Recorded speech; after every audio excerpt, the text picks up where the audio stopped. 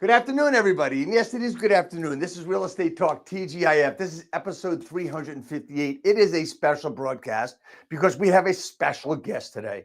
Our special guest today is Mike Michalowicz. Mike is the author of several books, including Profit First. Mike, thank you so much. I know your time is really short, and we want to make sure we take advantage of you and your time. Thanks for coming on, man. I'm here for it, Dave. Thank you for having me. Awesome, man. Thank you. Awesome. Thank you. But first, we got the quick intro video. Hit it, Nelson.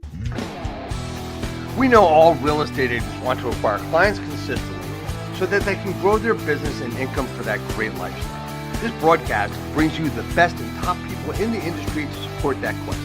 This is Dave Finale, and I'm here to bring you the Real Estate Skill Builder broadcast, Real Estate Talk TGIF, brought to you by Real Estate Skill Builder and Align, your premier real estate solution.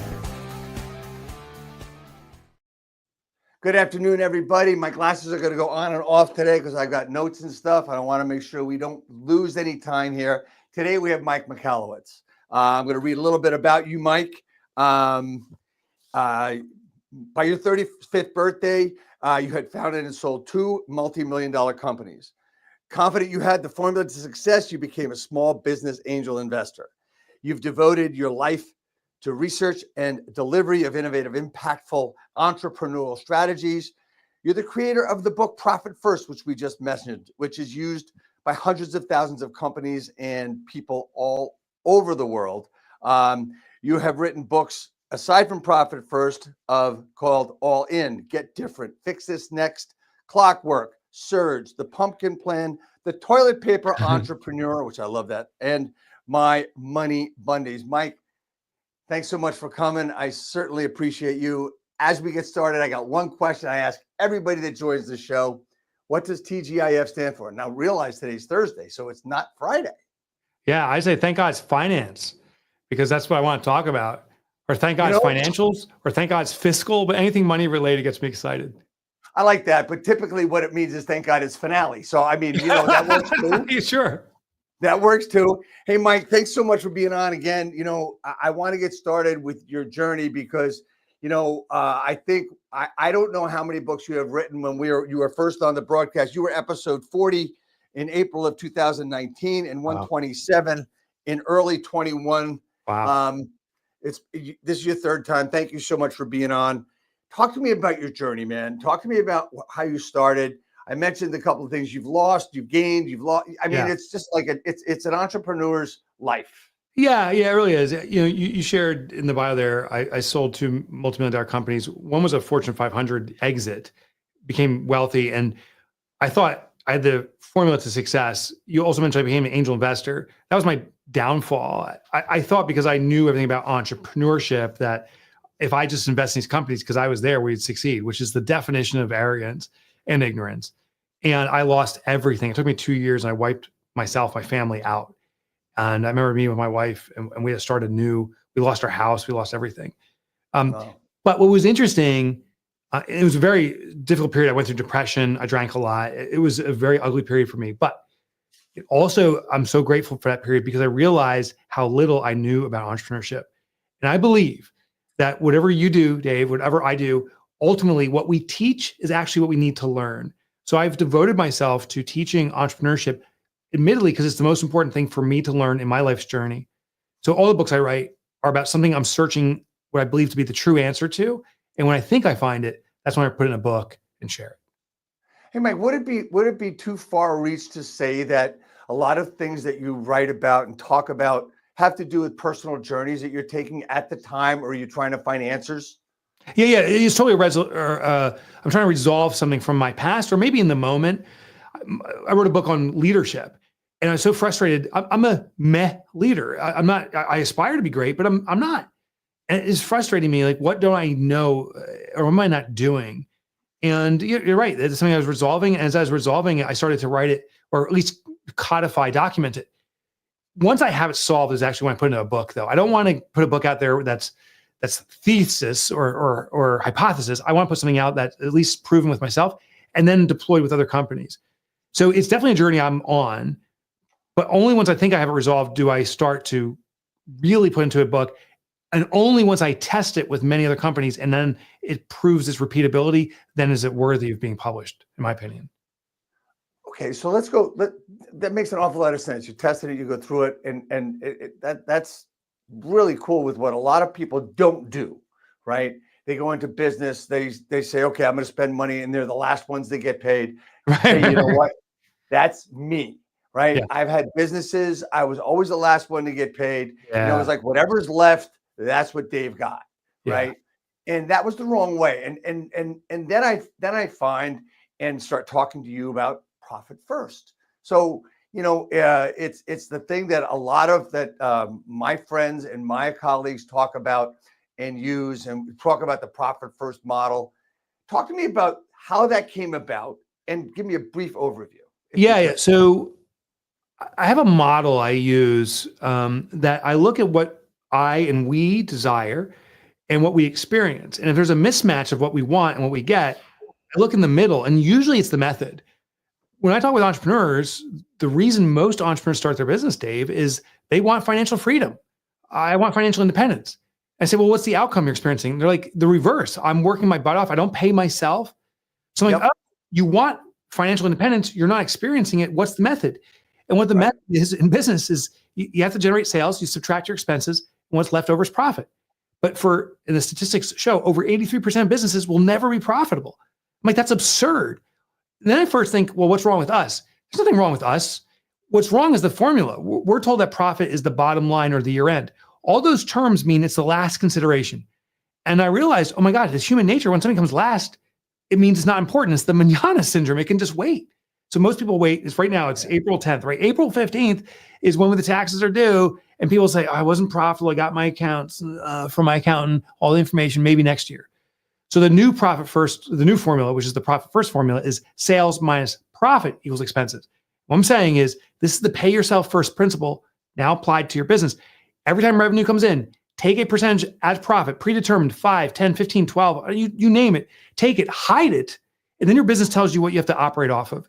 And it's human nature. We'll adjust to work with what we have, and you'll have assured your profitability throughout. But the typical idea of that entrepreneur, that business owner, that guy starting his business, but yeah, I got to pay this bill. I says, I got to do this. You know, there's the anxiety that comes from not paying a bill or saying, okay, I'll pay you as soon as I get money. When that check comes in, I'm going to send it to you. Yeah, the cash Talk game. about the anxiety there. Yeah, there's the shell game. It's the cash flow game. And what we have to realize is if you do take your profit first, say 10%, I'm gonna have a 10% bottom line, which means I'm gonna take 10% first. When you see what's available to pay bills, if you can't pay your bills, that's your business saying you can't afford these bills. If you want to be 10% profitable, we have to fix the business. I was saying that profit first does not break a business. It shows you what's broken within a business. But what most people have is a broken business, and they cover up for it by not being profitable. They try to buy their way through that problem. No, we got to reveal that ugly problem, and then we got to fix it. Inevitably, it's usually not expenses. It's usually margin. We're not charging prices appropriately. We don't have proper efficiency. There's something broken within that needs to be resolved. Sometimes it's unnecessary expenses. And I think it's shocking to businesses once you start taking your profit first and you're critical of those expenses and you fix it, the business doesn't get damaged. It's like, oh, I really didn't need that stuff. Or there was an alternative way that we didn't discover otherwise. Well, I think, correct me if I'm wrong, and I think you just segued right into fix this next, right? As far as finding out what the issues are in your business, fix that, and then keep moving forward using core values, et cetera. Is that correct? That's exactly right. So there's behavioral theory or a business theory called theory of constraints, or TOC. The innovator is a guy named Eli Goldratt. He wrote a book called The Goal, which every business must read, from 25, 30 years ago. And basically what he said is that at any given time, there is one biggest problem with your business, not hundreds, yet business entrepreneurs, we think, oh my God, everything's a problem. I got to fix, and we usually fix what's closest to us. The best analogy that I've come up with is if there was a chain between me and you, Dave, and our job is to make this chain stronger, the natural tendency is entrepreneurs will work with what's in hand. Well, look at the chains in my hand. The links here, I need to fix these. But the chain will continue to snap just as easily at its weakest link. So it doesn't matter what we fix here, it's identifying the weakest link. Other entrepreneurs go sequentially. We say, well, every link needs to be fixed. It'll continue to snap at the weakest link. The job of an entrepreneur is to first identify what is the weakest link. If you just fix one link, the weakest, make it stronger, the entire chain is now stronger to the next weakest link. And you fix that, now stronger yet again. So we have to identify the biggest issue, theory of constraints, resolve it to improve our business, not improve the most obvious thing or the thing immediately in front of us. Is there a certain process that you go along to actually do that, to find that weakest link? I mean, it should be obvious, maybe. Is there a process that you're going to go through to do There that? is. I mean, this is kind of pluggy. I wrote about it in Fix This Next. There's a concept I call the business priority pyramid. There is a foundational structure. Every business needs sales, but the biggest confusing point already happens right there. Most business owners say, yeah, I need sales and I need more of it. More sales will get more. But that's like saying one link will just keep on making it stronger and thicker and bigger, and other links are snapping. It simply needs to be adequate to support the next level of needs, which is profit. Do I have enough sales to support profit? Once I have enough profit, do I have enough profit to bring about efficiency in the organization, meaning we have runway so I can focus on the operations? And we start ping-ponging around. There's 5 major links in a business, and we always start at the base. Is the sales issue first? Rarely is that the case. We simply have to ask, is it adequate to support the structure above it? Then once we have that addressed, we go to the next level and next level. The other important thing is a little bit like a game of when you smash the moles that pop up, or that's called that game where you have the hammer. Yeah. You hit one down, the next one's going to pop up. And we're constantly playing mole smash or whatever it's called. Whack-a-mole or something like that. Whack-a-mole. That's it. Whack-a-mole. We're constantly playing whack-a-mole. Yes. All right. So so I'm going to take this from the viewpoint of a real estate agent, a real estate broker, and a real estate team, right? Yeah. So it's always so a lot of agents, when they work for a brokerage or a team, one of the things they will say, and we hear this a lot from my 21 years of being a broker owner, the leads suck. I always hear that. Yeah. We need more leads, right? So the lead generation is the income producing activity. Where is the disconnect, or is it just a mindset? Yeah. So leads suck is the most common thing, which means I can't convert these leads, which actually is a self-reflective component. It means there's something wrong with my ability to sell, or I'm not adaptive enough in my selling technique to bring these people. A lead simply means an inquiry of some sort, a degree of interest. Our job is to matriculate it. It also likely means that I'm putting every lead on equal footing. If the leads suck, that means I'm looking at every lead and saying they want to buy some real estate or sell, whatever it is. Right. The first thing to do is actually qualify and say, are you just kicking, you're just showing interest or just inquiring, or are you actually active and ready to buy? So you actually have to qualify a lead before you qualify the lead as a lead sucks. And that's the part that many people miss. Have a filter before you go through your sales process. So in other words, you're agreeing with the majority of us in the leadership role that say it's not a lead problem, it's a conversion problem. It's a conversion problem. And it's usually a qualifying problem. And most people don't qualify the leads.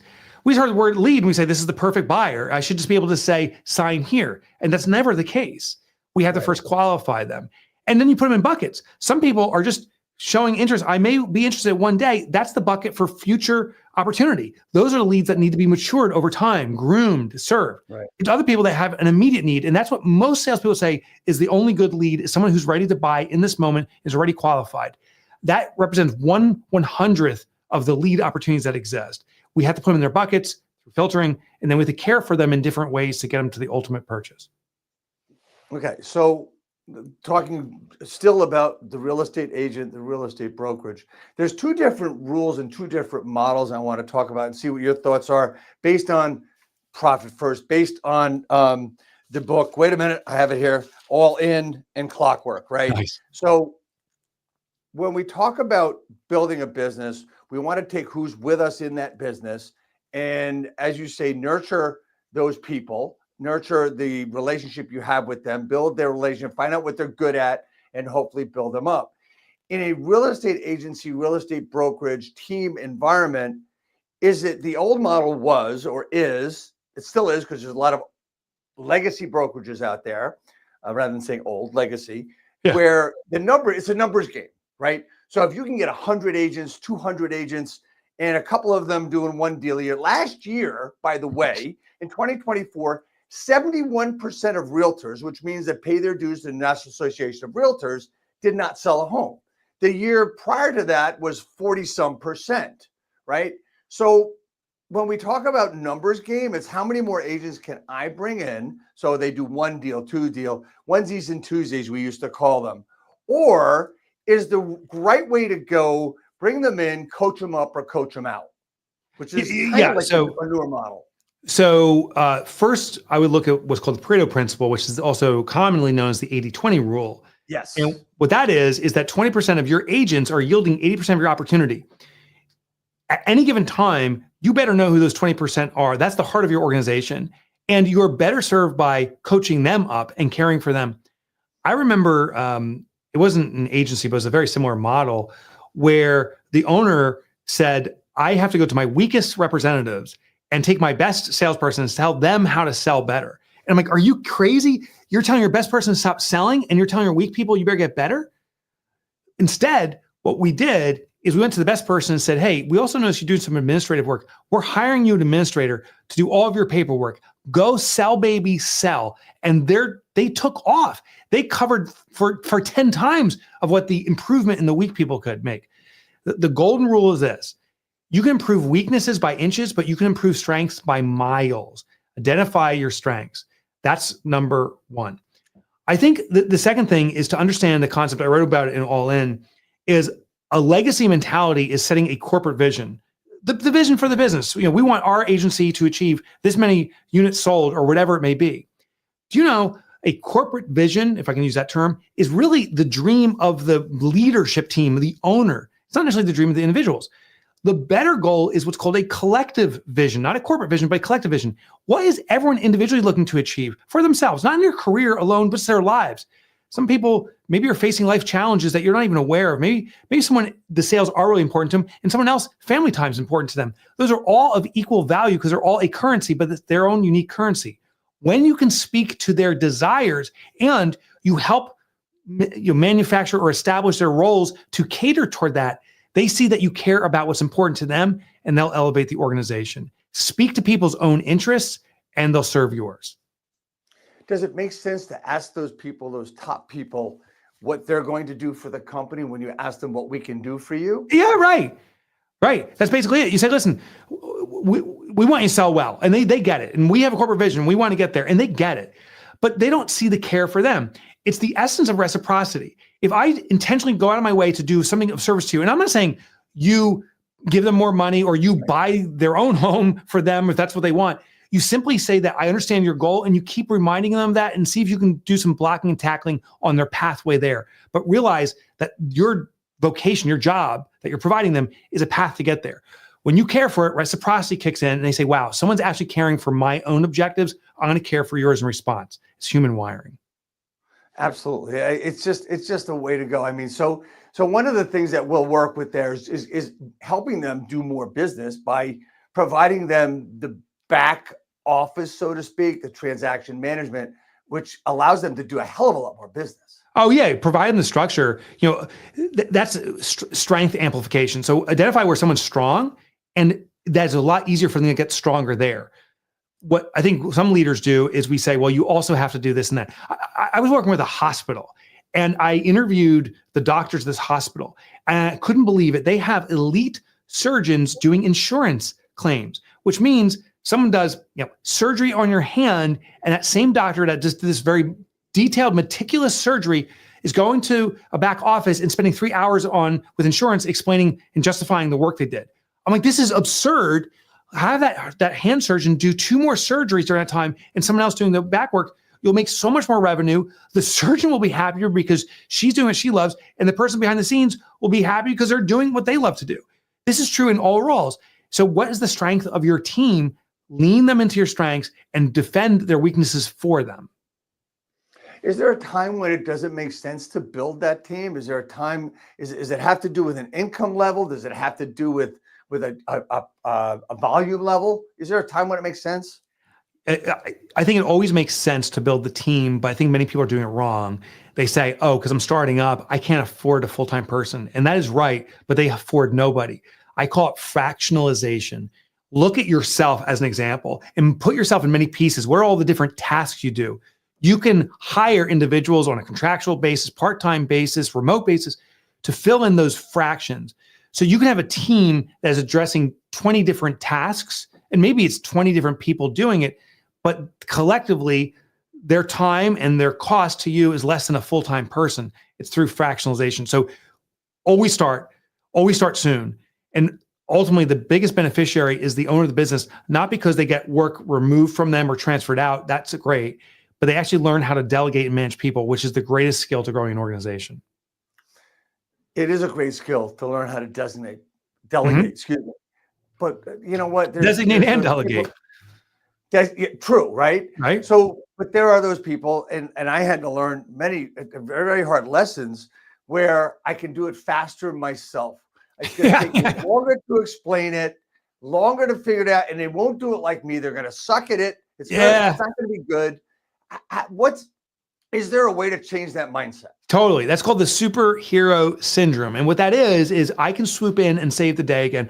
I grew up in the 70s and 80s watching Batman, Adam West, and I love that show. But what I realize is the commissioner, whose job is to protect Gotham City, whenever the biggest villain would come, caved in and said, we can't handle it. We need to call Batman again. And Batman swoops and saves the day. But every time he's saving the day, the police force is weaker at defending the city. Your team is your police force. And every time you swoop in, you're actually disempowering your team from doing the work they need to do. It's actually your removal that empowers your team to step up. So stop being a superhero. Instead, be a super visionary. Where do we want to head? What is the collective goals of the individuals here? How can we block and tackle as a organization to achieve what we all want to achieve for ourselves? That's a form of an empowerment that many business owners need to do. If you're being a superhero, you're actually hurting your company. If you're being a super visionary, you're lifting it. Interesting. Really cool. So as I'm getting ready for today and everything else, there is a book I did not read called The Toilet Paper Entrepreneur. Yeah, my first ever. Yeah. And I actually really love the name of it. Yeah. And it's just to read what you say in your site. It's a business book that is so uniquely useful, so raw and entertaining. It reads like the brainchild of Steve Jobs and Chris Rock. Yeah. I got a bunch of questions about that. Talk to me about that book, because I think it's very cool. I haven't talked about it in years. I wrote that book 15, 16 years ago. It was my inaugural book. And admittedly, it was an edgy kind of spit in your face thing. I was on a TV show back in the day called The Big Idea with Donnie Deutsch. And I remember they said, we can't talk about the show. That title's too edgy. Now there's book titles like, The Subtle Art of Not Giving an F. So like my book isn't edgy anymore, but it was edgy. And what I realized is the essence of entrepreneurial success is actually the lack of resources. The fewer things you have available, the more innovative you become. And so many entrepreneurs are thinking, I need money, I need a network, I need experience. It's actually the lack of experience that makes you challenge the industry. It's the lack of money for you to create innovation, the lack of a network that makes you prove you can sell, as opposed to people doing you favors. The lack of things actually triggers more success in businesses than the excess or abundance of things. So one of the things in the outline of the book, it says, why a business plan is a total waste of your time. Yeah. Talk to me about that. Yeah. So most business plans are a 3 to 5 year vision that people write. Now, here's the thing. What we're doing is we're predicting the health and income of an organization. Many of them are pessimistic outlooks and have the business doing $1 billion in 5 years. The reality is, if you could predict the health of a business in 5 years or 3 years, you can predict the stock market tomorrow. And if you can predict it tomorrow, you will be a billionaire. Entrepreneurship is like war. All the battle plan in the world means nothing when that first bullet flies. And that's how we have to prepare. Instead, I propose what's called a tacking strategy. These are the short-term movements. So what is the vision? Where do you want to head? But what we're going to do in the next 90 days to get as close as possible. After 90 days, we sit down, we evaluate briefly what have we achieved, where did we struggle, and we realign the ship. Now, tacking is not a random term. It's a term used in sailing. It's the best way to navigate the seas. You identify where you're going, you put up your sails, and you go a short distance. Then you zigzag your way there. You zigzag because you have to realign your ship, recapture the winds, avoid obstacles, avoid other ships, and you zigzag your way, but you always get there. We think entrepreneurship is a straight path. It never is. It never is. But you can zigzag your way there. So when we talk about that business plan, and one of the things that we do on an annual basis is we look at the next year. Of course, we all have 3 and 5 year plans, or we should have something, an idea of what we want. You have an idea for sure. have an idea, right? So when we look at it, we like to reverse engineer that great phrase, and we look at what we want to do, and we look back and we look at all the metrics, the leading indicators of how to get there. Does that still make sense for a business plan for an annual basis? For sure. I do what's called a DIA. A 5-year is a desire, 1 year is an intention, and an A is an action, and that's usually 90-day increments. In a short period, like 9 days, I have a lot of control over what I can do. Even within 1 year, microeconomics change enough that things may change. So we can put intentionality around it, but we can really move in shorter increments. So DIA, desire, intention, action. Mike, as we're coming up on time here, and that's why I was just moving to look at my clock because my eyes ain't so great anymore. But just looking at that, it's just really quickly, if you would, I promote you as the profit first guy, and you are. So if you could give me just a brief outline quickly for my watchers and listeners and whoever about Profit First and what's the important part of it. Yeah. So Profit First is it's the envelope system of yesteryear simply applied to business, but we do it at the bank level. It's rooted upon behavioral psychology. It's a passion of mine. But basically, we have to ask ourselves, what do we naturally do and channel that to the outcomes we want as opposed to trying to change ourselves. We're told by accountants and bookkeepers, which they have good intentions, to read cash flow statements, bank balance, all these different income statements to know our numbers. But the reality is most people log into their bank account at least once a week or more frequently for their business. Keep doing that. That's your best ally. But we're going to have multiple accounts at your bank with different intentions. One to cover your tax bill, one the operations of business, one absolutely for profitability, one to pay yourself compensation, one your CapEx expense or whatever. You may have ultimately 5, 6, or 7 accounts there. But now when money comes in, we carve it up first to know what money is available for what purpose before you spend it. It contains your cost control. It assures profitability and sustainability of your business. Fantastic. That is a great thing. Everybody buy this book, Profit First. Go on Mike's site. Let's put that up. Thank you very much. There's your contact info, your website, etc., and then your Instagram. Mike, I want to thank you so much for being on. I want to respect your time. I do have one more question for you. How do I help you promote and build your business? Well, brother, just having me on your show is amazing. If you want to help me, you just send people to my site. Mike Motorbike is the shortcut to get there. But MikeMotorbike.com, get all the information you want about me. I used to write for the Wall Street Journal. I am a business owner myself now of about 6 businesses I own today. And I share all of the insights I have to help you grow your business. And if anybody wants to know why we talk so fast, we're both from Northern New Jersey. That's right. That's right. Taylor ham, egg, and cheese country. That's right. That's Taylor ham, egg, and cheese. You got that. Mike, thank you so much. God bless you and your family. Safe travels, safe everything. Stay on for a minute if you can. If not, I understand. God bless you. Tomorrow, we've got Justin Haver, the #1 team in Canada from EXP coming on. Thank you.